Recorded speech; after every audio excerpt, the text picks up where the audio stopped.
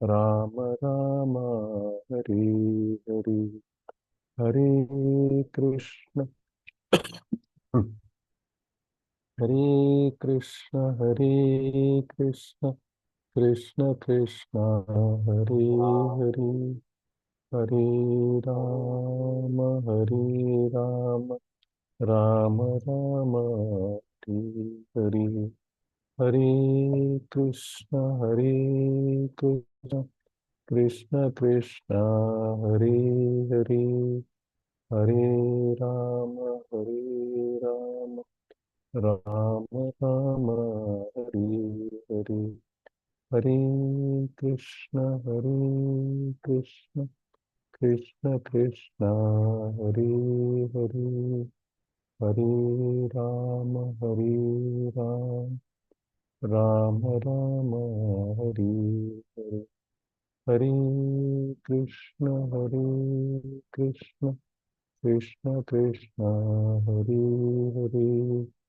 हरे राम, हरे राम, राम राम हरे हरे, हरे कृष्ण, हरे कृष्ण, कृष्ण कृष्ण हरे हरे, हरे राम, हरे राम, राम राम हरे हरे, हरे कृष्ण, हरे कृष्ण, कृष्ण कृष्ण हरे हरे, हरे राम, हरे राम, राम राम हरे हरे, हरे कृष्ण, हरे कृष्ण, कृष्ण कृष्ण हरे हरे, हरे राम, हरे राम, राम राम हरे हरे,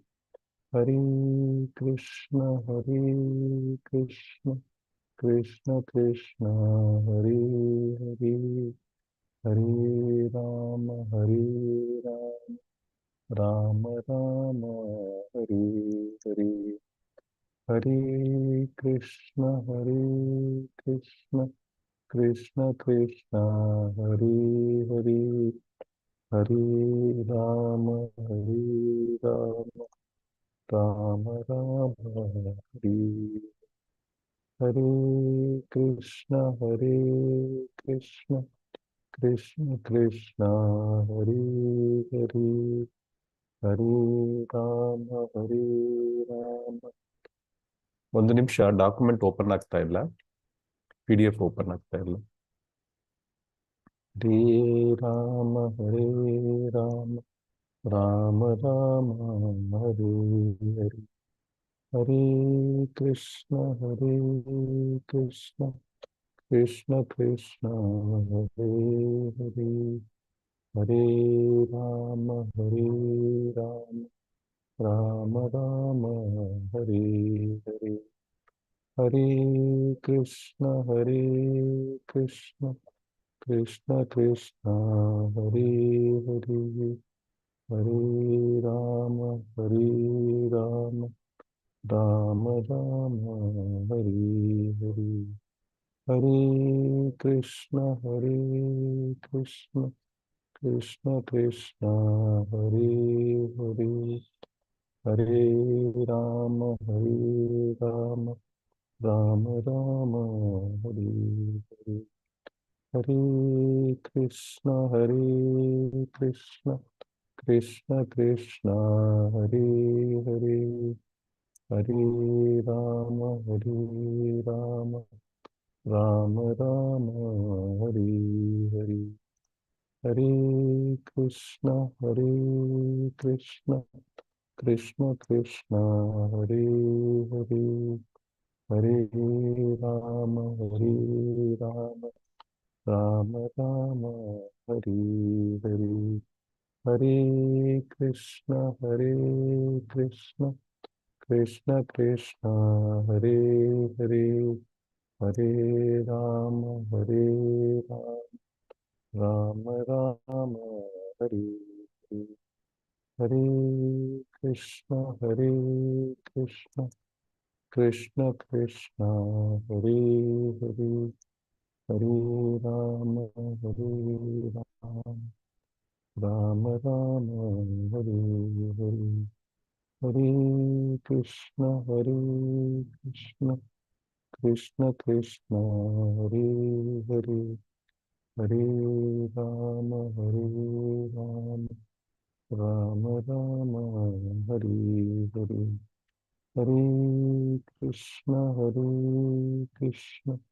कृष्ण कृष्ण हरे हरे हरे राम राम राम राम हरे हरे हरे कृष्ण कृष्ण कृष्ण कृष्ण हरे हरे हरे राम राम राम राम हरे हरे हरे कृष्ण कृष्ण कृष्ण कृष्ण हरे हरे हरे राम राम राम राम हरे हरे हरे कृष्ण कृष्ण कृष्ण कृष्ण हरे हरे हरे राम राम राम राम हरे हरे हरे कृष्ण कृष्ण कृष्ण हरे हरे हरे राम राम राम राम हरे हरे हरे कृष्ण कृष्ण कृष्ण हरे हरे हरे राम राम राम राम हरे हरे हरे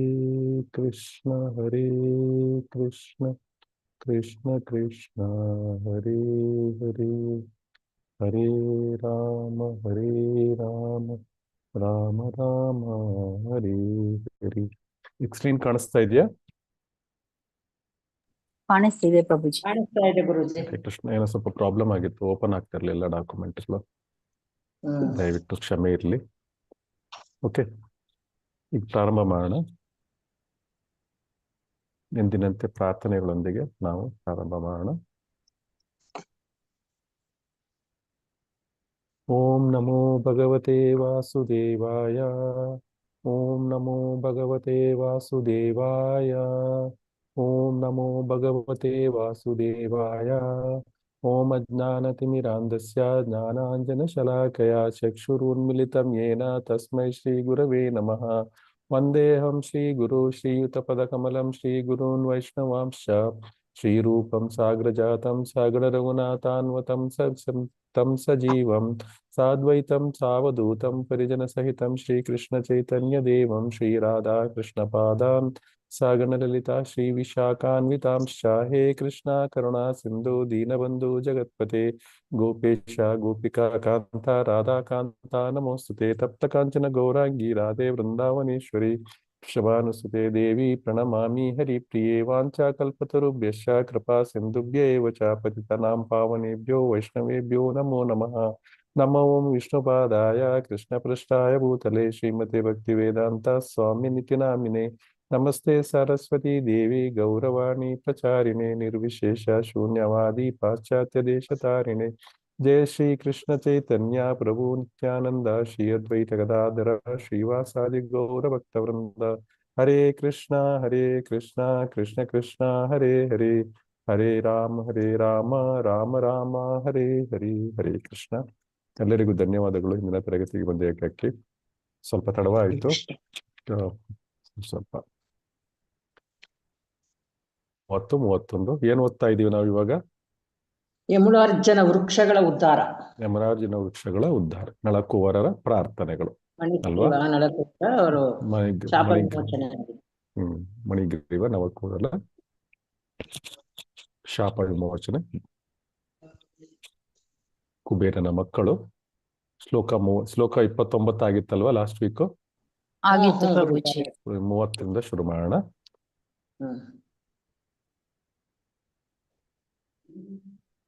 त्वमेकः सर्वभूतानां देहास्वात्मेन्द्रियेश्वरः त्वमेव कालो भगवान् विष्णुरव्यय ईश्वरः त्वं महान् प्रकृतिः सूक्ष्मा रजः सत्त्वतमो मयि त्वमेव पुरुषोऽध्यक्षः सर्वक्षेत्रविकारवित् ಈಗ ರಿಪೀಟ್ ಮಾಡೋಣ त्वमेकः सर्वभूतानां देहास्वात्मेन्द्रियेश्वरः त्वमेक सर्वभूतानां देहास्वात्मेन्द्रियेश्वरः त्वमेकः सर्वभूतानां देहास्वात्मेन्द्रियेश्वरः त्वमेक सर्वभूतानां देहास्वात्मेन्द्रियेश्वरः त्वमेव कालो भगवान् विष्णुरव्यय ईश्वरः त्वमेव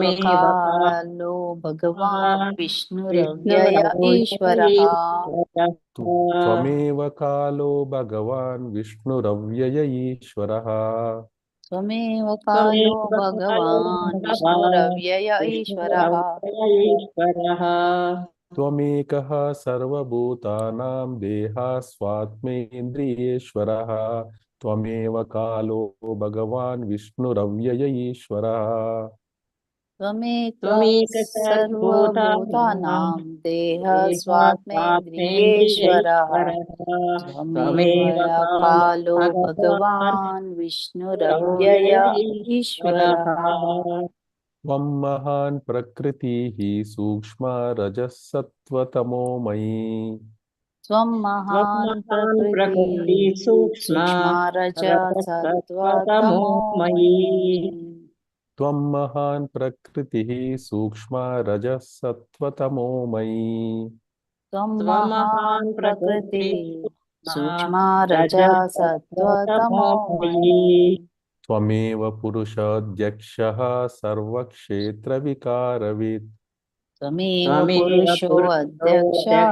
सर्वक्षेत्रविकारवित् त्वमेव पुरुषोऽध्यक्षः सर्वक्षेत्रविकारवित् त्वमेव पुरुषोऽध्यक्षः सर्वक्षेत्रविकारवित् त्वं महान् प्रकृतिः सूक्ष्मा रजः सत्त्वतमो मयि त्वमेव पुरुषोऽध्यक्षः सर्वक्षेत्रविकारवित् त्वं महान् प्रकृतिः सूक्ष्मा रजः सत्त्वतमो मयि त्वमेव पुरुषोऽध्यक्षः सर्वक्षेत्रविकारवित् त्वं ताವು त्वं ताವು ಏಕಃ ಒಬ್ಬರೇ ಏಕಃ ಒಬ್ಬರೇ ಸರ್ವಭೂತಾನಾಂ ಸಕಲ ಜೀವಿಗಳ ಸರ್ವಭೂತಾನಾಂ ಸಕಲ ಜೀವಿಗಳ ದೇಹ ಶರೀರದ ದೇಹ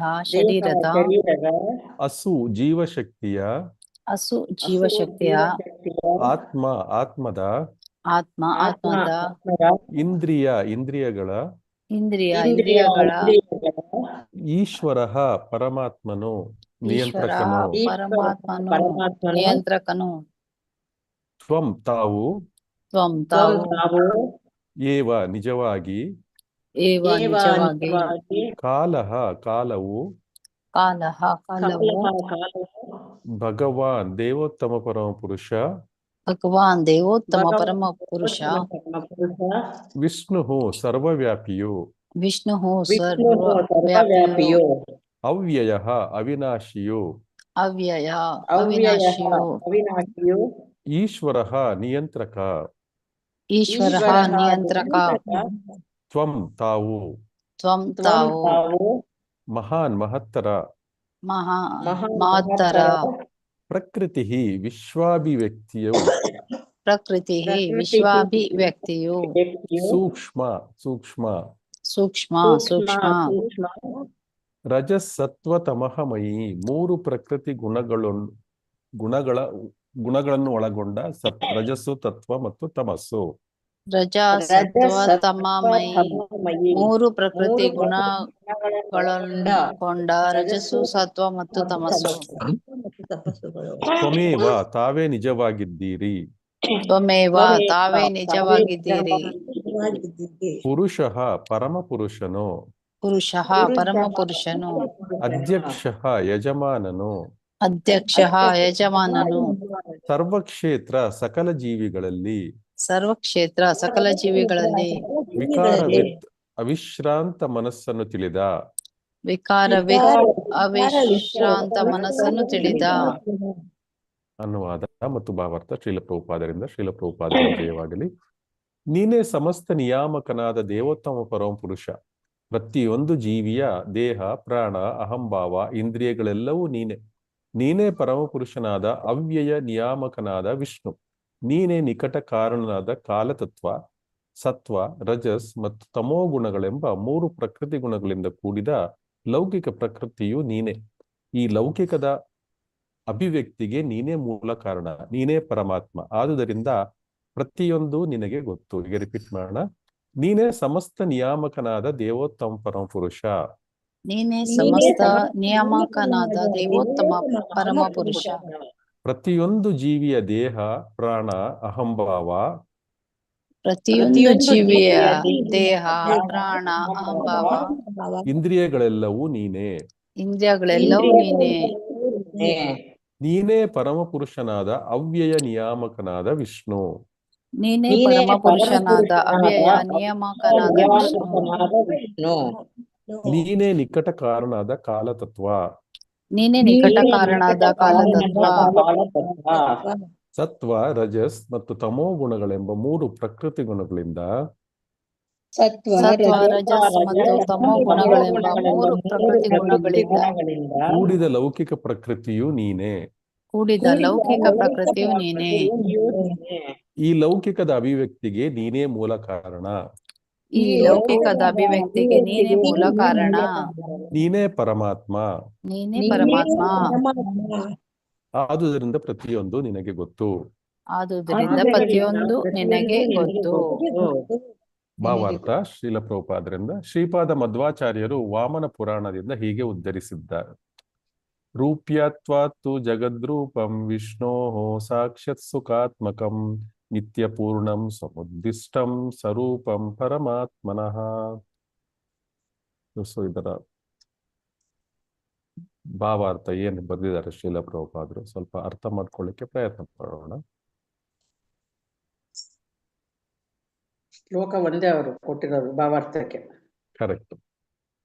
ಇದು ಶ್ರೀಮತ್ ಭಾಗವತದ 30-31ನೇ ಶ್ಲೋಕವನ್ನು ನೋಡ್ತಾ ಇದೀವಿ. 10ನೇ ಅಧ್ಯಾಯದ 10ನೇ ಸ್ಕಂದದ್ದು.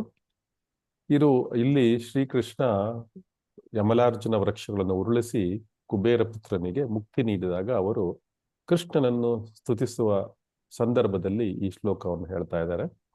ಇಲ್ಲಿ ನಳಕುವರ ಮತ್ತು ಮಣಿಗುರು ಅವರು ತಮಗಾದ ಒಂದು ಶಾಪ ವಿಮೋಚನೆಯ ನಂತರ ಭಗವಂತನು ಕೇವಲ ಒಬ್ಬ ವ್ಯಕ್ತಿಯಲ್ಲ, ಬದಲಿಗೆ ಇಡೀ ಪ್ರಪಂಚದ, ಇಡೀ ಸೃಷ್ಟಿಯ ಮೂಲ ಕಾರಣ ಎಂದ್ಬಿಟ್ಟು ಈ ಶ್ಲೋಕದಲ್ಲಿ ಅವರನ್ನು ಗುಣಗಾನ ಮಾಡ್ತಾ ಇದ್ದಾರೆ. ಸೊ ಮೊದಲನೇ ಶ್ಲೋಕ 31ನೇ ಶ್ಲೋಕದಲ್ಲಿ ಏನು ನೋಡೋದಂದ್ರೆ, ನಾವು ಈ ಜಗತ್ತಿನಲ್ಲಿರುವ ಸಮಸ್ತ ಜೀವಿಗಳ ದೇಹ ಏನಿದೆ, ಪ್ರಾಣ, ಉಸಿರು, ಆತ್ಮ ಮತ್ತು ಇಂದ್ರಿಯಗಳಿಗೆ ಎಲ್ಲಕ್ಕೂ ಕೂಡ ನೀನೇ ಏಕೈಕ ಒಡೆಯ. ನೀನೇ ಸರ್ವವನ್ನು ಸಂಹರಿಸುವ ಅಥವಾ ಬದಲಾಯಿಸುವ ಅಂದ್ರೆ ಕಾಲಕ್ಕೆ ಹೇಳ್ತಾ ಇದ್ರು. ಸರ್ವವನ್ನು ಬದಲಾಯಿಸುವ, ಸಂಹರಿಸುವ ಮತ್ತು ನೀನು ಎಂದಿಗೂ ನಾಶವಿಲ್ಲ, ನಿನಗೆ ನಾಶವಿಲ್ಲ, ನೀನು ಅವ್ಯಯನಾದ ನೀನು ವಿಷ್ಣು ಮತ್ತು ಎಲ್ಲರನ್ನೂ ಎಲ್ಲವನ್ನು ನಾವು ಏನು ಹೇಳಿದ್ವಿ, ಎಲ್ಲವನ್ನು ಕೂಡ ನಿಯಂತ್ರಿಸುವ ಈಶ್ವರ ನೀನು. ಸೊ ಅದರಿಂದ ನಮ್ಮ ಶರೀರದ ಒಳಗಿರುವ ಶಕ್ತಿ ಮತ್ತು ಹೊರಗಿರುವ ಕಾಲ ಎರಡೂ ಕೂಡ ಭಗವಂತನ ಅಧೀನದಲ್ಲಿದೆ ಅಂದ್ಬಿಟ್ಟು ನಳಕುವರರು, ಮಣಿಗ್ರೀವ ಒಣಕುವರು ಹೇಳ್ತಾರೆ.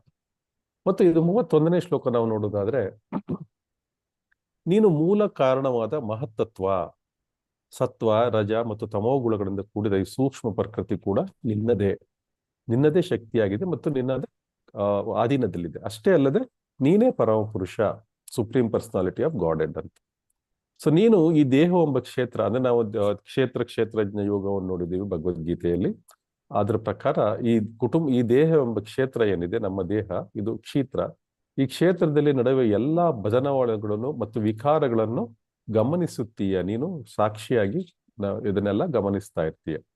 ಸೊ ಅದರಿಂದ ಈ ಶ್ಲೋಕದಲ್ಲಿ ಭಗವಂತನನ್ನು ಈ ಏನಂತ ವರ್ಣಿಸ್ತಾ ಇದ್ದಾರೆ ಅಂದ್ರೆ, ಪ್ರಕೃತಿಯನ್ನು ಮಾಡ್ಲಿಕ್ಕೆ ಬೇಕಾದ ಎಲ್ಲಾ ಕಚ್ಚಾ ವಸ್ತುಗಳು ಏನಿದೆ, ಸರ್ಗ ಅಂತ ಏನ್ ಹೇಳ್ತೀವಿ ನಾವು, ಅಂದ್ರೆ ಪ್ರೈಮರಿ ಕ್ರಿಯೇಷನ್, ಅಂದ್ರೆ ಆರಂಭಿಕ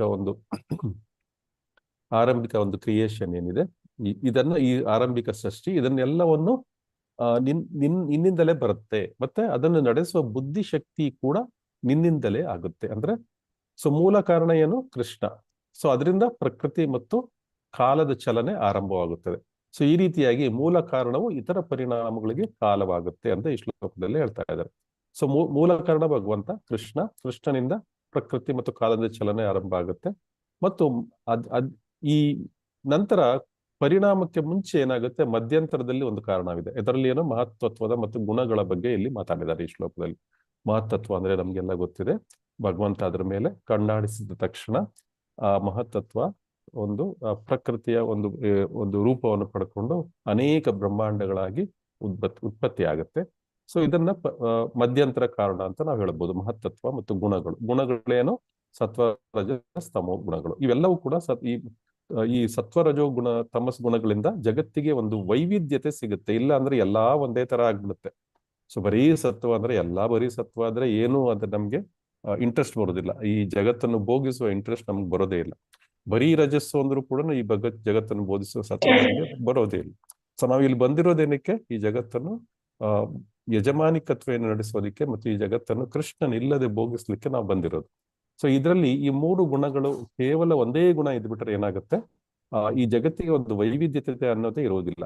ಅದರಿಂದ ಈ ವೈವಿಧ್ಯತೆ ಇಲ್ಲದೆ ಇರೋದ್ರಿಂದ ನಮಗೆ ಈ ಜಗತ್ತನ್ನು ಭೋಗಿಸುವ ಒಂದು ಮನಸ್ಸು ಕೂಡ ಸರಿಯಾಗಿ ಬರೋದಿಲ್ಲ. ಅದರಿಂದ ಭಗವಂತ ಎಷ್ಟು ಕರುಣಾಮಯಿ ಅಂದ್ರೆ, ಈ ಸತ್ವ, ರಜಸ್ಸು, ತಮಸ್ಸು ಗುಣಗಳನ್ನು ಕೂಡ ಹೇಗೆ ಸೃಷ್ಟಿಸಿದ್ದಾನೆಂದ್ರೆ, ಈ ಜಗತ್ತಿಗೆ ಒಂದು ವೈವಿಧ್ಯತೆ ಕೊಡ್ಲಿ ಅಂತ ಹೇಳಿ. ಎಲ್ರೂ ಬಿಳಿ ಬಟ್ಟೆ ಹಾಕೊಂಡ್ರೆ ಏನ್ ಚೆನ್ನಾಗಿರುತ್ತಲ್ವಾ? ಎಲ್ರೂ ಕಲರ್ ಬಟ್ಟೆ ಹಾಕೊಂಡ್ರೆ ಬೇರೆ ಬೇರೆ ಕಲರ್ ಕಾಣಿಸುತ್ತೆ. ಅದೇ ರೀತಿ ಪ್ರತಿಯೊಬ್ಬರು ಒಂದೇ ಸಮನಾಗಿ ಒಂದೇ ರೀತಿಯಾಗಿ ಯೋಚನೆ ಮಾಡಿದ್ರೆ ಆಗ ಕೂಡ ಜಗತ್ತಿಗೆ ಏನು ಅದರಲ್ಲಿ ಏನು ವೈವಿಧ್ಯತೆ ಇರೋದಿಲ್ಲ, ಒಂದು ಮನೋರಂಜನೆ ಕೂಡ ಇರೋದಿಲ್ಲ. ಅದರಿಂದ ಒಬ್ಬೊಬ್ಬರ ನಂತರ ಒಬ್ಬರು ಸತ್ವದಲ್ಲಿ ಇರ್ತಾರೆ, ಒಬ್ಬರು ರಜೋಗುಣದಲ್ಲಿ ಇರ್ತಾರೆ, ಒಬ್ಬರು ತಮಸ್ಸು ಗುಣದಲ್ಲಿ ಇರ್ತಾರೆ. ಇವೆಲ್ಲ ಮಿಕ್ಸ್ ಅಂಡ್ ಮ್ಯಾಚ್ ಮಾಡಿ ಕೆಲವ್ರಿಗೆ ಅದು ಜಾಸ್ತಿ, ಕೆಲವ್ರಿಗೆ ಇದು ಜಾಸ್ತಿ, ಕೆಲವ್ರಿಗೆ ಅದು ಕಡಿಮೆ, ಇದು ಕಡಿಮೆ. ಆತರ ಒಂದು ಜಗತ್ತಿಗೆ ಒಂದು ವೈವಿಧ್ಯಕ್ಕೆ ಇದು ಮಧ್ಯಂತರದ ಕಾರಣ ಅಂತ ಹೇಳ್ಬೋದು. ನಂತರ ಪರಿಣಾಮ, ಹೇಗೆ ದೇಹ ಮತ್ತು ಇಂದ್ರಿಯಗಳು ಪಂಚಭೂತಗಳಿಂದಾಗಿರೋ ಭಗವಂತನ ಸರ್ಗದಲ್ಲಿ ಏನು ಈ ಇಂದ್ರಿಯಗಳ ಪಂಚಭೂತಗಳೇನು ಆತ್ಮ ಬರುತ್ತೆ, ಆ ಪಂಚಭೂತಗಳಿಂದ ಉಂಟಾದ ದೇಹ ಮತ್ತು ಆತ್ಮದ ಕಾರಣಕ್ಕೆ ಈ ಎಫೆಕ್ಟ್ ಆಗುತ್ತೆ, ಅಂದ್ರೆ ಪರಿಣಾಮ ಉಂಟಾಗುತ್ತೆ ಅದರಿಂದ. ಕೊನೆಗೆ ವಿಕಾರ, ಇದನ್ನು ಎಲ್ಲವನ್ನು ನಾಶಪಡಿಸ್ತಾನೆ ಭಗವಂತ ಕೊನೆಯಲ್ಲಿ.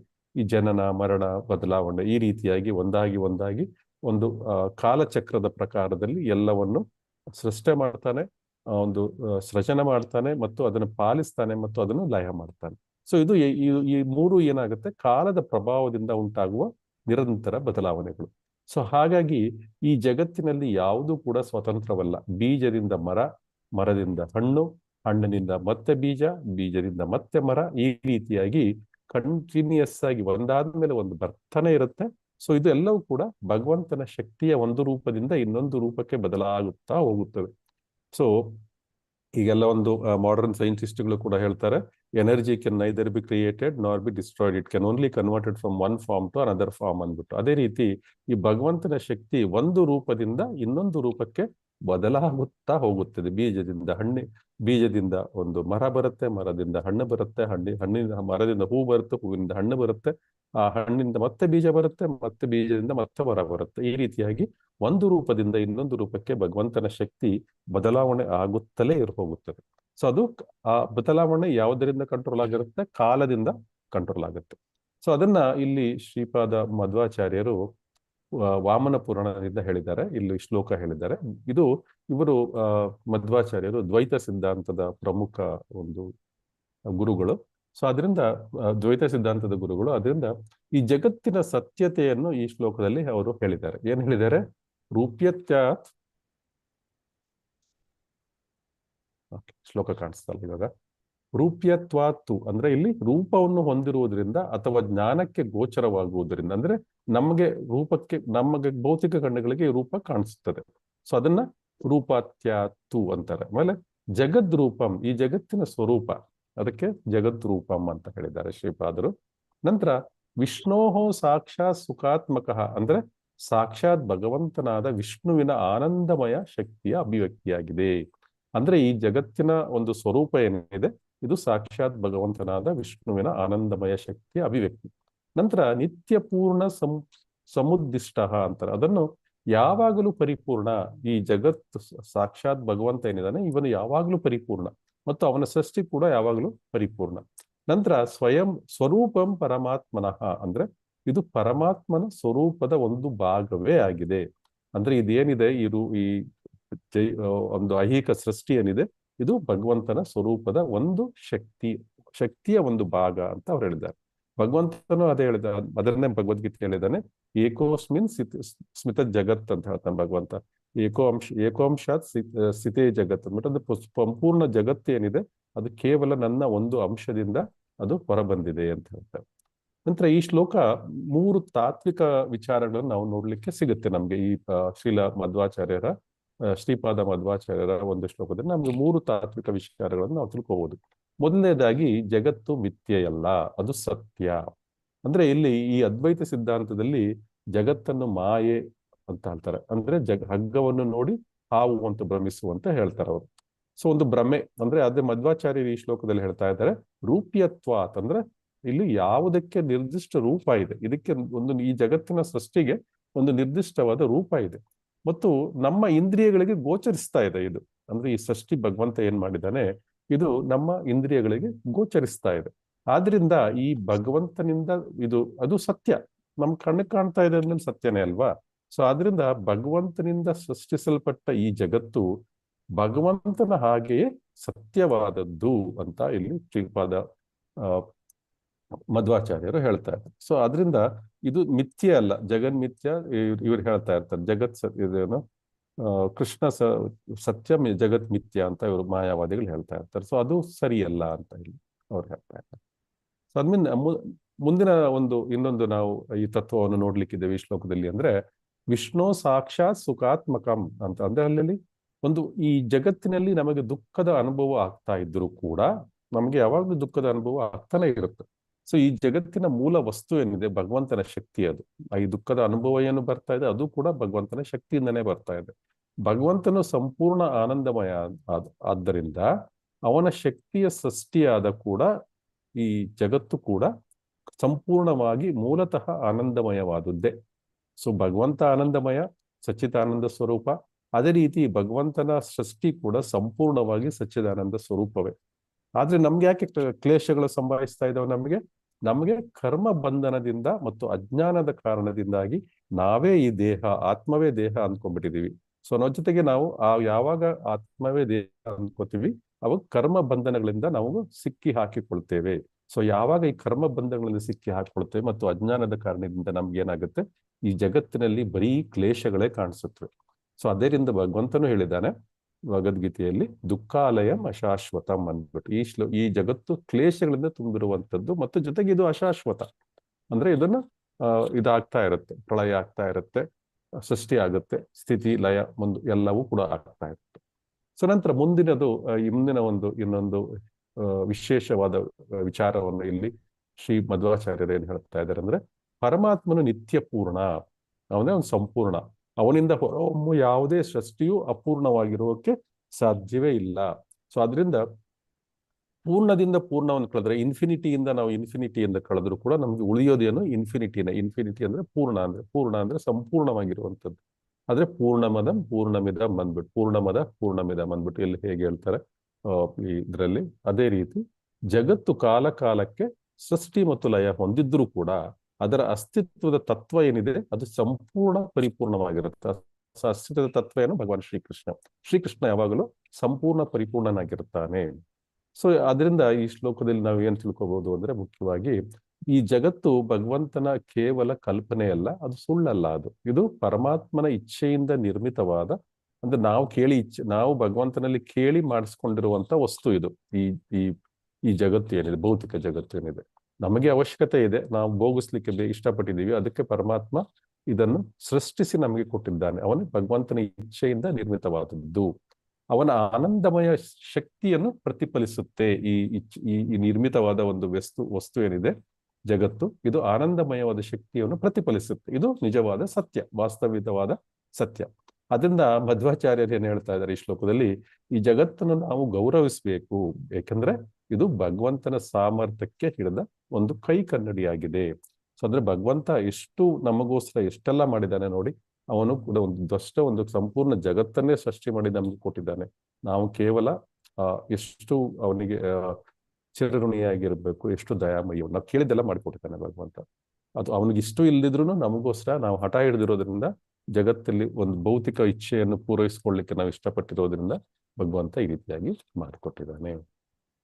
ಮುಂದಿನ ಶ್ಲೋಕಕ್ಕೆ ಹೋಗೋಣ. ಗ್ರಹ್ಯಮಾಣ್ಯೇ ಸ್ವಮಗ್ರಾಹ್ಯೋ ವಿಕಾರೈಃ ಪ್ರಕೃತೇರ್ಗುಣೈಃ ಕೋ ನಿಸ್ಸಾರ್ತಿ ವಿಜ್ಞಾತುಂ ಪ್ರಾಕ್ಸಿದ್ಧಂ ಗುಣಸಂವೃತಃ. ಈಗ ರಿಪೀಟ್ ಮಾಡೋಣ. ಗ್ರಹ್ಯಮಾಣ್ಯೇ ಸ್ವಮಗ್ರಾಹ್ಯೋ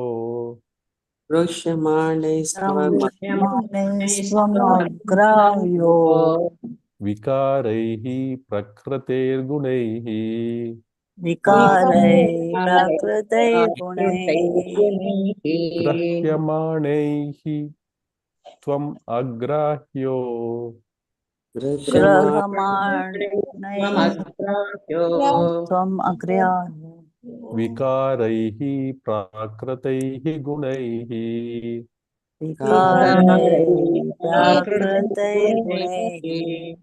ಗ್ರಹ್ಯಮಾಣೈಃ ತ್ವಂ ಅಗ್ರಾಹ್ಯೋ ವಿಕಾರೈಃ ಪ್ರಾಕೃತೈಃ ಗುಣೈಃ ಗ್ರಹ್ಯಮಾಣೈಃ ತ್ವಂ ಅಗ್ರಾಹ್ಯೋ ವಿಕಾರೈಃ ಪ್ರಾಕೃತೇ ಗುಣೈಃ ಕೋ ಇಹ ನಿಹಾರ್ತಿ ವಿಜ್ಞಾತುಂ ಪ್ರಾಕ್ರಸಿದ್ಧಂ ಗುಣಸಂವೃತಃ. ಕೋ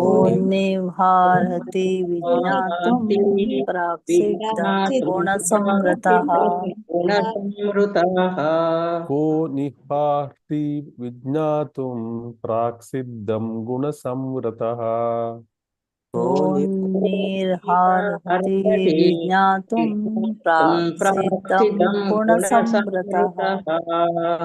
ಗ್ರಹ್ಯಮಾಣೈಃ ತ್ವಂ ಆಗ್ರಾಹ್ಯ ವಿಕಾರೈಃ ಪ್ರಾಕೃತೈ ಗುಣೈಃ ಕೋ ನಿಹಾರ್ಹತಿ ವಿಜ್ಞಾತುಂ ಪ್ರಾಕ್ಸಿದ್ಧಂ ಗುಣಸಂವೃತಃ. ಗೃಹ್ಯಮಾಣೇ ತ್ವಂ ಆಗ್ರಾಹ್ಯ ಪ್ರಾಕೃತೈ ಗುಣೈಃ ಕೋ ನಿಹಾರ್ಹತಿ ವಿಜ್ಞಾತುಂ ಪ್ರಾಕ್ಸಿದ್ಧಂ ಗುಣಸಂವೃತಃ. ಗ್ರಹ್ಯಮಾಣೈಃ ಕಾಣಿಸುತ್ತಿರುವುದರಿಂದ,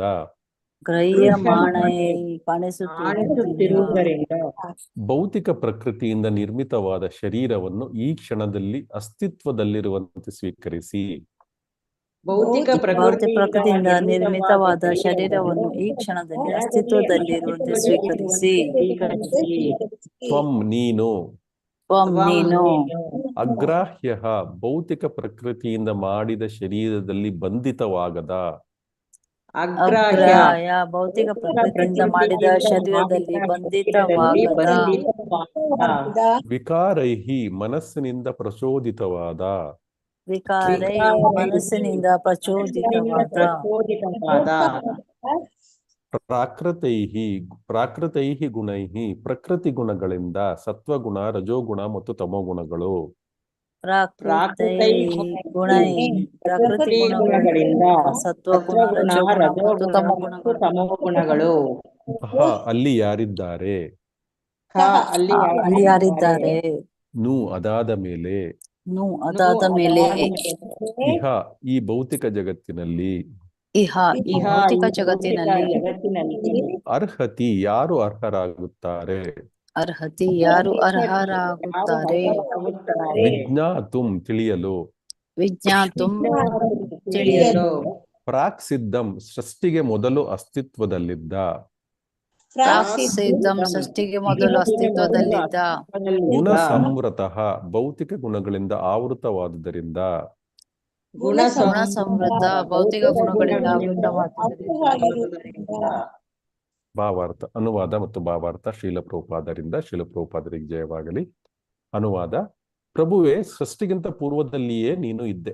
ಆದುದರಿಂದ ಈ ಲೌಕಿಕ ಪ್ರಪಂಚದಲ್ಲಿ ಪ್ರಕೃತಿ ಗುಣಗಳ ದೇಹದಲ್ಲಿ ಸಿಲುಕಿರುವ ಯಾರು ತಾನೇ ನಿನ್ನನ್ನು ಅರಿತುಕೊಳ್ಳಬಲ್ಲರು? ಹೀಗೆ ರಿಪೀಟ್ ಮಾಡೋಣ. ಪ್ರಭುವೇ, ಸೃಷ್ಟಿಗಿಂತ ಪೂರ್ವದಲ್ಲಿಯೇ ನೀನು ಇದ್ದೆ. ಪ್ರಭುವೇ, ಸೃಷ್ಟಿಗಿಂತ ಪೂರ್ವದಲ್ಲಿಯೇ ನೀನು ಇದ್ದೆ. ಆದುದರಿಂದ ಈ ಲೌಕಿಕ ಪ್ರಪಂಚದಲ್ಲಿ ಪ್ರಕೃತಿ ಗುಣಗಳ ದೇಹದಲ್ಲಿ ಸಿಲುಕಿರುವ ಯಾರು ತಾನೇ ನಿನ್ನನ್ನು ಅರಿತುಕೊಳ್ಳಬಲ್ಲರು? ಯಾರು ತಾನೇ ನಿನ್ನನ್ನು ಅರಿತುಕೊಳ್ಳಬಲ್ಲರು?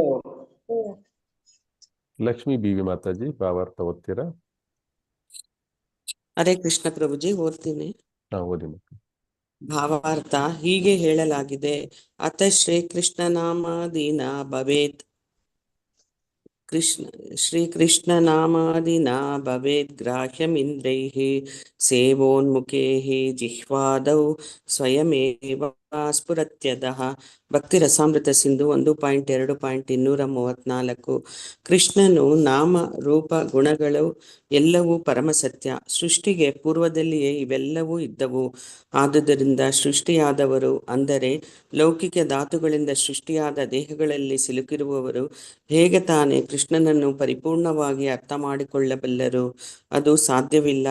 ಆದರೆ ಸೇವೋನ್ಮುಖೇಹಿ ಜಿಹ್ವಾದೌ ಸ್ವಯಂ ಏವ ಸ್ಫುರತಿ ಅಧಃ. ಭಕ್ತಿ ಸೇವೆಯಲ್ಲಿ ನಿರತರಾದವರಿಗೆ ಶ್ರೀಕೃಷ್ಣನು ತಾನೇ ಪ್ರಕಟನಾಗುತ್ತಾನೆ, ಸ್ವಯಂ ಭಗವಂತನೇ. ಇದನ್ನು ಕೂಡ ಭಗವದ್ಗೀತೆಯಲ್ಲಿ 18.15 ದೃಢಪಡಿಸಿದ್ದಾನೆ. ಭಕ್ತ್ಯಾಮಾಂ ಅಭಿಜಾನಾತಿ.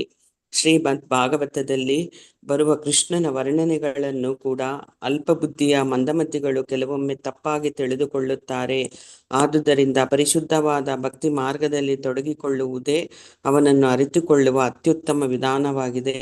ವ್ಯಕ್ತಿಯು ಭಕ್ತಿ ಸೇವೆಯಲ್ಲಿ ಹೆಚ್ಚು ಹೆಚ್ಚು ಅರಿತುಕೊಳ್ಳಬಹುದು. ಲೌಕಿಕ ವೇದಿಕೆಯಿಂದ ಕೃಷ್ಣನನ್ನು ಅರಿತುಕೊಳ್ಳುವುದು ಸಾಧ್ಯವಾದರೆ ಆಗ ಕೃಷ್ಣನು ಪ್ರತಿಯೊಂದು ಆಗಿರುವುದರಿಂದ ಸರ್ವಂ ಕಲ್ವಿದಂ ಬ್ರಹ್ಮ.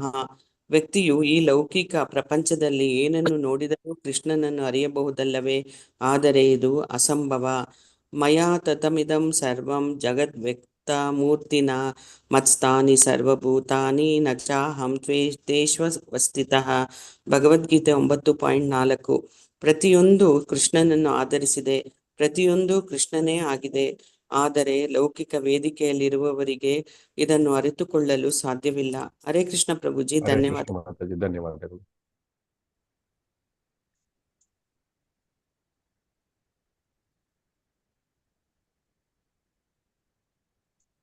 ಈ ಶ್ಲೋಕದಲ್ಲಿ ನಳಕೋರ ಮತ್ತು ಮುನಿಗ್ರೀವರು ಭಗವಂತನ ಅಚಿಂತ್ಯ ಶಕ್ತಿ ಮತ್ತು ಮನುಷ್ಯನ ಮಿತಿ ಅನ್ನು ಬಹಳ ತಾರ್ಕಿಕವಾಗಿ ತಿಳಿಸಿದ್ದಾರೆ. ಇಲ್ಲಿ ಈ ಶ್ಲೋಕ ಏನಿದೆ, ಈ ಶ್ಲೋಕದಲ್ಲಿ ಜ್ಞಾತ್ರ ಮತ್ತು ಜ್ಞೇಯ ಅಂದ್ರೆ ಯಾರು ನೋಡ್ತಾ ಇದ್ದಾರೆ ಮತ್ತು ಯಾರು ವಿಷಯವನ್ನು ತಿಳ್ಕೊಳ್ಳಿಕ್ಕೆ ಪ್ರಯತ್ನ ಪಡ್ತಾ ಇದ್ದಾರೆ. ಸೊ ಈ ಎರಡರ ಮಧ್ಯದ ಅಬ್ಸರ್ವರ್ ಮತ್ತು ಆಬ್ಜೆಕ್ಟ್ ಆಫ್ ನಾಲೆಡ್ಜ್ ಅಂತ. ಜ್ಞಾತ್ರ ಅಂದ್ರೆ ಅಬ್ಸರ್ವರ್ ಅಂದ್ರೆ ಯಾರು ಇದನ್ನು ನೋಡ್ತಾ ಇದ್ದಾರೆ, ಭಗವಂತ ನೋಡ್ತಾ ಇದ್ದಾನೆ. ಮತ್ತು ಜ್ಞೇಯ, ಸೊ ತಿಳ್ಕೊಳ್ಬೇಕಾಗಿರೋ ವಸ್ತು. ಸೊ ಈ ಎರಡು ವಸ್ತುಗಳ ನಡುವಿನ ಸಂಬಂಧವನ್ನು ಇದು ತಿಳಿಸಿ ಹೇಳ್ತಾ ಇದೆ. ಮೊದಲನೇದಾಗಿ ಇಲ್ಲಿ ಶ್ಲೋಕದಲ್ಲಿ ಹೇಳಿದ್ದಾರೆ, ಇಂದ್ರಿಯಗಳ ಮಿತಿಯ ಬಗ್ಗೆ ಮಾತಾಡಿದ್ದಾರೆ. ಇಂದ್ರಿಯಗಳ ಮಿತಿ ಅಂದ್ರೆ ನಾವು ಜಗತ್ತನ್ನು ನೋಡುವಾಗ ಪ್ರಕೃತಿಯ ವಿಕಾರಗಳನ್ನು, ಬದಲಾವಣೆಗಳನ್ನು ಮಾತ್ರ ನಾವು ಗ್ರಹಿಸ್ಲಿಕ್ಕೆ ಸಾಧ್ಯ ನಮಗೆ. ಉದಾಹರಣೆಗೆ ಪಂಚಭೂತಗಳು ಮತ್ತು ಗುಣಗಳ ಈ ತ್ರಿಗುಣಗಳ ಸಂಯೋಜನೆಯಿಂದ ಆದ ವಸ್ತುಗಳನ್ನು ಮಾತ್ರ ನಮಗೆ ಇಂದ್ರಿಯಗಳಿಗೆ ಕಾಣಿಸುತ್ತವೆ, ಅದು ಗೋಚರವಾಗುತ್ತೆ. ಆದ್ರೆ ಭಗವಂತ ಈ ಗುಣಗಳಿಗಿಂತ ಅಥವಾ ವಿಕಾರಗಳಿಂದ ಭಿನ್ನವಾಗಿರುವುದರಿಂದ ಅವನನ್ನು ನಾವು ಈ ಲೌಕಿಕ ಇಂದ್ರಿಯಗಳಿಂದ ಅರ್ಥ ಮಾಡ್ಕೊಳ್ಳಿಕ್ಕೆ ಸಾಧ್ಯ ಇಲ್ಲ. ಯಾಕಂದ್ರೆ ನಾವು ಲೌಕಿಕ ಇಂದ್ರಿಯಗಳಿಂದ ಮಾಡಲ್ಪಟ್ಟಿದ್ದೇವೆ, ಲೌಕಿಕ ವಸ್ತುಗಳಿಂದ ಮಾಡಲ್ಪಟ್ಟಿದ್ದೇವೆ ಮತ್ತು ಲೌಕಿಕ ಒಂದು ಗುಣಗಳಿಂದ ನಾವು ಒಂದು ಮುಸ್ಕಿನಲ್ಲಿ ಸಿಕ್ಕಾಕೊಂಡಿದ್ದೇವೆ. ಸೊ ಈ ಮುಸ್ಕು ಮತ್ತು ಭೌತಿಕ ವಸ್ತುಗಳ ಗುಣ ಸಂಯೋಜನೆ ಏನಿದೆ, ಪಂಚಭೂತಗಳು ಮತ್ತು ಗುಣಗಳ ಸಂಯೋಜನೆಯಿಂದ ನಮಗೆ ಅದರಿಂದ ಹೊರಗಡೆ ಏನು ನೋಡಕ್ ಆಗ್ತಾ ಇಲ್ಲ. ಆದ್ರೆ ಭಗವಂತ ಇರುವುದೇ ಅದರಿಂದ ಹೊರಗಡೆಗೆ. ಅದರಿಂದ ಭಗವಂತನನ್ನು ನಾವು ಈ ಗುಣಗಳಿಗಿಂತ ಮತ್ತು ನಿರ್ವಿಕಾರಗಳಿಂದ ಭಿನ್ನವಾಗಿರೋದ್ರಿಂದ ನಮ್ಗೆ ಅರ್ಥ ಮಾಡ್ಕೊಳ್ಳಿಕ್ಕೆ ಸಾಧ್ಯ ಇಲ್ಲ. ಇದು ಇಂದ್ರಿಯಗಳ ಮಿತಿ.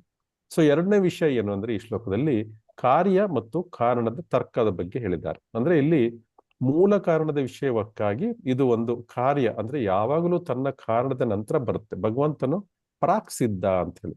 ಪ್ರಾಕ್ ಸಿದ್ಧ ಅಂದ್ರೆ ಶ್ಲೋಕದಲ್ಲಿ ಎಲ್ಲಿದೆ ಪ್ರಾಕ್ ಸಿದ್ಧ?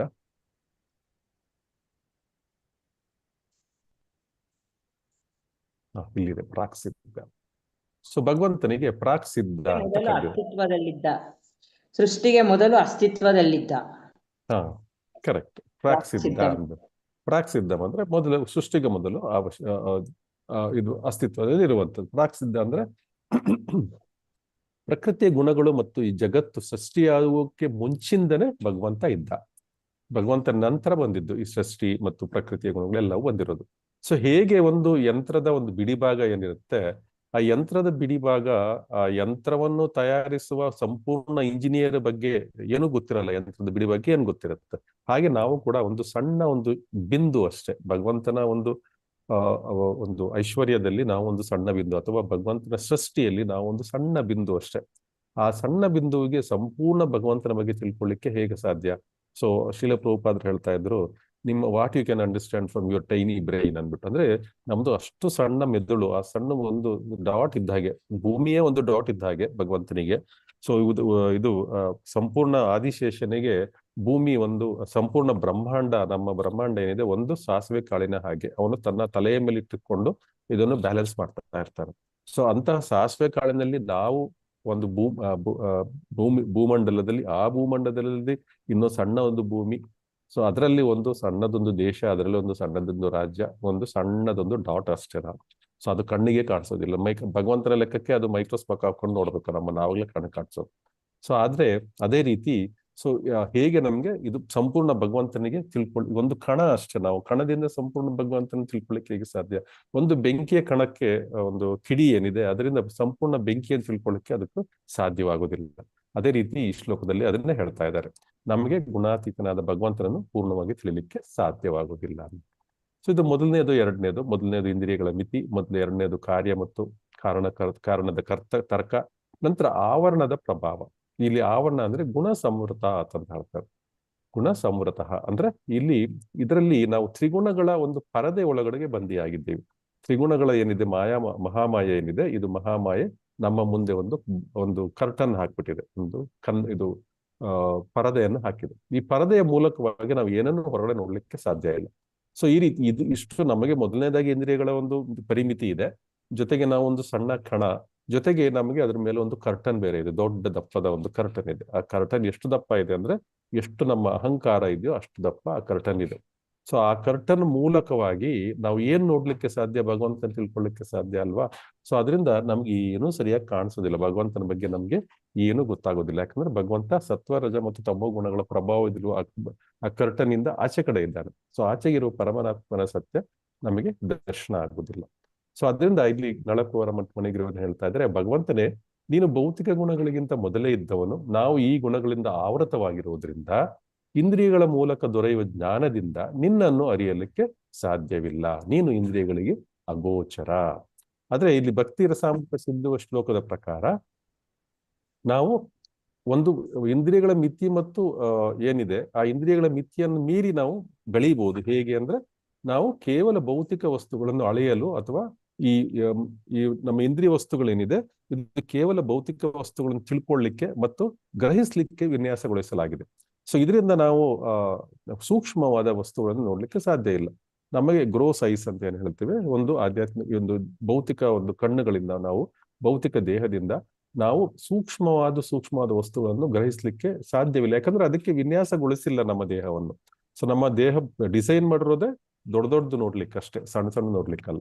ಅದರಿಂದ ಈ ಭಗವಂತ ಭೌತಿಕ ಸೃಷ್ಟಿಗಿಂತ ಮೊದಲೇ ಇದ್ದರು, ಪ್ರಾಕ್ಸಿದ್ಧ. ನಂತರ ಸೃಷ್ಟಿ ನಂತರ ಉಂಟಾದ ಉಪಕರಣಗಳಿಂದ ಇಂದ್ರಿಯಗಳು, ಇದು ಆ ಪ್ರಾಕ್ಸಿದ್ಧದಿಂದ ಬಂದಿರುವಂತದ್ದು. ಅದರಿಂದ ಈ ಸೃಷ್ಟಿಯನ್ನು ಸಂಪೂರ್ಣವಾಗಿ ನಾವು ಅರ್ಕೊಳ್ಳಿಕ್ಕೆ ಸಾಧ್ಯವಿಲ್ಲ. ಸೊ ನಂತರ ಇನ್ನೊಂದು ಶಬ್ದ ಇಲ್ಲಿ ಜಿಹ್ವಾದವು ಅಂದ್ರೆ ನಾಲಿಗೆಯಿಂದ ಆರಂಭವಾಗುವ ಪ್ರಕ್ರಿಯೆ. ಭಕ್ತಿ ರಸಾಮೃತ ಸಿಂಧು ಶ್ಲೋಕದಲ್ಲಿ ಹೇಳ್ತಾರೆ, ಜಿಹ್ವಾದವು ಅಂದ್ರೆ ನಾಲಿಗೆಯಿಂದ ಆರಂಭಿಸಿ ಎಂಬ ಪದ ಬಹಳ ಮುಖ್ಯವಾದದ್ದು. ನಾಲಿಗೆಯಿಂದ ನಾವು ಆರಂಭಿಸ್ಬೇಕು ಅಂದ್ರೆ ಏನ್ ಮಾಡ್ಬೇಕು? ಭಕ್ತಿಯನ್ನು, ಕೃಷ್ಣನನ್ನು ನೋಡ್ಬೇಕು ಅಂದ್ರೆ ನಾವು ಈ ಮಾಯಾ ಕರ್ಟನ್ ಅನ್ನು ಕ್ರಾಸ್ ಮಾಡ್ಕೊಂಡು ಹೋಗ್ಬೇಕು. ಮತ್ತು ನಮ್ಮ ಸಣ್ಣ ಮೆದುಳು ಅದರಿಂದ ಅರ್ಥ ಆಗೋದಿಲ್ಲ. ಆದ್ರೆ ನಾವು ಭಕ್ತಿಯ ಕಣ್ಣಿನಿಂದ ನೋಡಬೇಕು. ಭಕ್ತಿಯ ಕಣ್ಣಿನಿಂದ ಏನ್ ನೋಡೋದಂದ್ರೆ ಎಲ್ಲಿಂದ ಶುರು ಮಾಡೋದು? ಜಿಹ್ವಾದವ್. ಪ್ರಾರಂಭ ಎಲ್ಲಿಂದ ಮಾಡೋದು ಅಂದ್ರೆ ಜಿಹ್ವಾದವ್ ಅಂದ್ರೆ ನಾಲಿಗೆಯಿಂದ ಮಾಡಬೇಕು. ನಾಲಿಗೆಯನ್ನು ಬರುತ್ತೆ, ನಾಮಸ್ಮರಣೆಯಿಂದ ಪ್ರಾರಂಭವಾಗುತ್ತೆ, ಮಂತ್ರ ಪ್ರಸಾದ ಸೇವನೆಯಿಂದ ಮುಂದುವರಿಯುತ್ತೆ. ಮೊದಲಿಗೆ ಭಗವಂತನ ನಾಮವನ್ನು ಉಚ್ಚರಿಸುವಂಥದ್ದು, ಭಗವಂತನ ಪ್ರಸಾದವನ್ನು ಸ್ವೀಕರಿಸುವುದು, ಈ ಎರಡು ಕಾರ್ಯಗಳಿಂದ ಮಾಡೋದ್ರಿಂದ ಏನಾಗುತ್ತೆ? ಭೌತಿಕ ಇಂದ್ರಿಯಗಳು ಶುದ್ಧೀಕರಣವಾಗುತ್ತೆ. ಆಗ ಆ ಮಾಯೆಯ ಕರ್ಟನ್ ಏನಿದೆ, ತ್ರಿಗುಣಗಳ ಕರ್ಟನ್ ಏನಿದೆ, ಒಂದು ಪರದೆ ಏನಿದೆ, ಅದು ತಂತಾನೆ ಕಳಚಿ ಬೀಳುತ್ತೆ. ಯಾಕೆ ಕಳಚಿ ಬೀಳುತ್ತೆ? ಭಗವಂತನ ಕೃಪೆಯಿಂದ ಕಳಚಿ ಬೀಳುತ್ತೆ. ನಾವು ಎಷ್ಟೇ ಕಷ್ಟ ಬಿದ್ದರೂ, ಎಷ್ಟೇ ಪ್ಯೂರಿಫೈ ಮಾಡಿದ್ರು ಆಗೋದಿಲ್ಲ. ಭಗವಂತನ ಕೃಪೆ ಕೂಡ ಬೇಕು. ನಾವು ನಾಮಸ್ಮರಣೆಯನ್ನು ಮಾಡಬೇಕು, ಪ್ರಸಾದ ಸೇವನೆಯನ್ನು ಮಾಡಬೇಕು, ಭಕ್ತಿಯನ್ನು ಮಾಡಬೇಕು, ಪ್ರೀತಿಯನ್ನು ಬೆಳೆಸಬೇಕು ಕೃಷ್ಣನ ಬಗ್ಗೆ. ನಂತರ ಕೃಷ್ಣನಿಗೂ ಕೂಡ ಮನಸ್ಸು ಬರಬೇಕು. ಆವಾಗ ಭಗವಂತ ಆ ಒಂದು ಸ್ವಯಮೇವ ಸ್ಫುರತ್ಯದಹ ಅಂತ ಭಗವಂತ ಹೇಳ್ತಾರೆ. ನಾನು ತಂತಾನೆ ನಾನು ನಿನಗೆ ಕಾಣಿಸ್ತೇನೆ. ಸೊ ಈ ರೀತಿಯಾಗಿ ಸರ್ವಂ ಕಲ್ವಿದಂಬಮ್ಮ ಮತ್ತೆ ಎಲ್ಲವೂ ಕೂಡ ಭಗವಂತನಿಂದನೇ ಆಗಿದೆ. ನಚಾಹಂ ತೇಷ್ಟ ವಸ್ತುತಃ ಅಂದ್ರೆ ನಾನು ಭಗವಂತ ಹೇಳ್ತಾ ಇದ್ರೆ ನಾನು ಅವುಗಳಲ್ಲಿ ಇಲ್ಲ. ಸೊ ನಾನು ಅದನ್ನ ಮಾಡಿದ್ರು ಕೂಡ ನಾನು ಅದ್ರ ಒಳಗಡೆ ಇಲ್ಲ. ಅಂದ್ರೆ ಭಗವಂತನ ಜಗತ್ತಿನ ಒಳಗಿದ್ರೂ ಕೂಡ ಅದಕ್ಕೆ ಅತೀತನಾಗಿದ್ದಾನೆ. ಹೇಗೆ ಸೂರ್ಯನ ಶಾಖ ಮತ್ತು ಬೆಳಕು ಇಡೀ ಕೋಣೆಯಲ್ಲಿ ಹರಡಿದ್ರು ಕೂಡ ಸೂರ್ಯ ನಮ್ಮ ರೂಮಲ್ಲಿ ಇಲ್ಲ, ಸೂರ್ಯ ಇರೋದು ಹೊರಗಡೆನೆ. ಆದ್ರೆ ಸೂರ್ಯನ ಬೆಳಕು ಮತ್ತೆ ಶಾಖ ಏನಿದೆ ಅದು ನಮ್ಮ ರೂಮಲ್ಲಿ ಇದೆ. ಅದು ಬೇಸಿಗೆಯಲ್ಲಿ ಚೆನ್ನಾಗಿ ನೆನಪು ಬರುತ್ತೆ. ಸೂರ್ಯನ ಶಾಖ ಅಲ್ವಾ, ಎಷ್ಟು ಫ್ಯಾನ್ ಹಾಕೊಂಡ್ರು ಸಾಕೋಗಿಲ್ಲ. ಸೊ ಅದರಿಂದ ಬೆಳಕಿನ ಮೂಲಕ ನಾವು ಸೂರ್ಯನ ಅಸ್ತಿತ್ವವನ್ನು ತಿಳ್ಕೋಬಹುದು, ಶಾಖದ ಮೂಲಕ ನಾವು ಸೂರ್ಯನ ಅಸ್ತಿತ್ವವನ್ನು ತಿಳ್ಕೋಬಹುದು. ಆದ್ರೆ ಸೂರ್ಯ ತನ್ನ ಸ್ಥಾನದಲ್ಲಿ ಸ್ವತಂತ್ರವಾಗಿದ್ದಾನೆ. ಹಾಗೆ ಜಗತ್ತು ಸಂಪೂರ್ಣವಾಗಿ ಭಗವಂತನ ಮೇಲೆ ಅವಲಂಬಿತವಾಗಿದ್ರು ಕೂಡ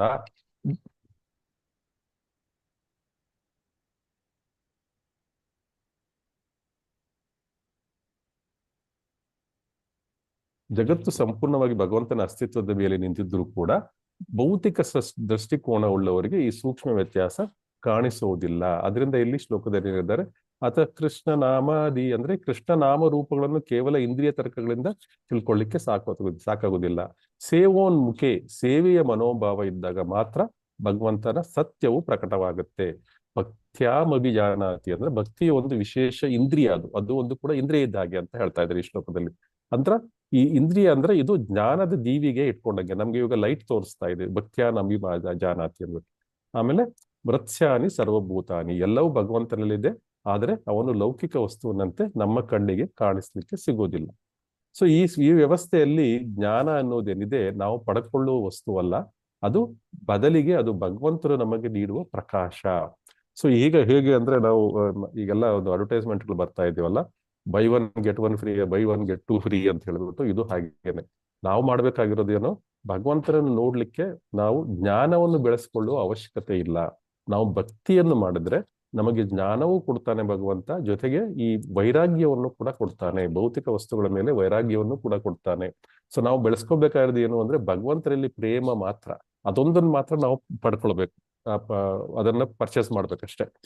ಆದ್ರೆ ಚೈತನ್ಯ ಮಹಾಪ್ರಭುಗಳು ಹೇಳ್ತಾ ಇದ್ದಾರೆ, ಅದನ್ನು ಕೂಡ ನಾನು ಫ್ರೀ ಆಗಿ ಕೊಡ್ತಾ ಇದ್ದೀನಿ ಬನ್ನಿ ಅಂದ್ಬಿಟ್ಟು. ಹರೇ ನಾಮ ಹರೇ ನಾಮ ಹರೇ ನಾಮೇವೇ ಕೇವಲ ಅಂದ್ರೆ ಕೇವಲ ಹರಿನಾಮ ಸಂಕೀರ್ತನೆಯನ್ನು ಮಾಡಿ ಭಕ್ತಿಯನ್ನು ಕೂಡ ಫ್ರೀ ಆಗಿ ಕೊಡ್ತಾ ಇದ್ದೀನಿ ಅಂತ ಹೇಳ್ಬಿಟ್ಟು. ಸೊ ನಾವು ಭಕ್ತಿಯನ್ನು ಕೊಂಡ್ಕೊಂಡ್ರೆ ಜ್ಞಾನ ಮತ್ತು ವೈರಾಗ್ಯ ತಂತಾನೆ ಬರುತ್ತೆ.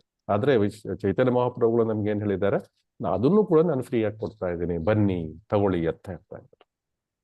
ಸೊ ಯಾರಿಗಾರು ಏನಾದ್ರು ಪ್ರಶ್ನೆ ಇದೆಯಾ?